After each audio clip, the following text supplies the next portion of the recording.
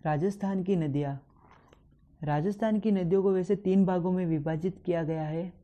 पहला बंगाल की खाड़ी में जल ले जाने वाली नदियाँ, और दूसरा अरब सागर में जल ले जाने वाली नदियाँ, और तीसरा है आंतरिक जल प्रवाह की नदियाँ। इन नदियों से पहले अपन इनसे जुड़े हुए मोस्ट इम्पोर्टेंट पॉइंट को पढ़ेंगे। राजस्थान में सर्वाधिक सतह जल लाने वाली नदी चंबल नदी है, और राजस्थान का सबसे ऊंचा जलप्रपात जो है वो चुलिया जलप्रपात है। इसकी कुल ऊंचाई 18 फीट है।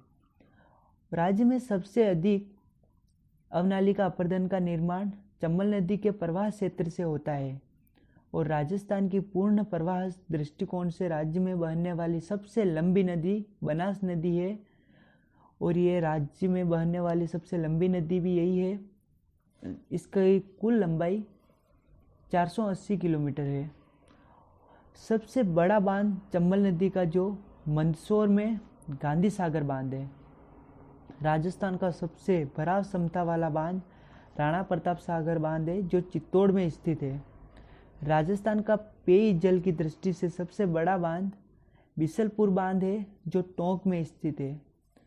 राजस्थान में चंबल नदी की सबसे बड़ी सहायक नदी जो है वो बनास नदी है, और राजस्थान में सबसे ज़्यादा जल ग्रहण करने वाली नदी भी बनास नदी ही है। राजस्थान का सबसे लंबा बांध माही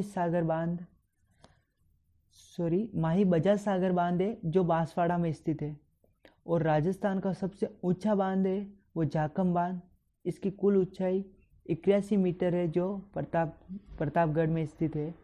और राजस्थान में पश्चिमी भाग में बहने वाली सबसे लंबी नदी लूनी नदी है, और राजस्थान के पश्चिमी या रेगिस्तान में बहने वाली एकमात्र नदी वो भी लूनी ही है।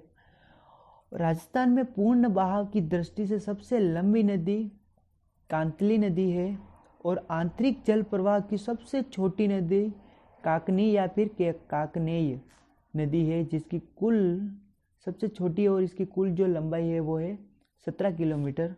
और आंतरिक जल प्रवाह की सबसे लंबी नदी जो है घग्गर नदी, इसकी लंबाई है 465 किलोमीटर।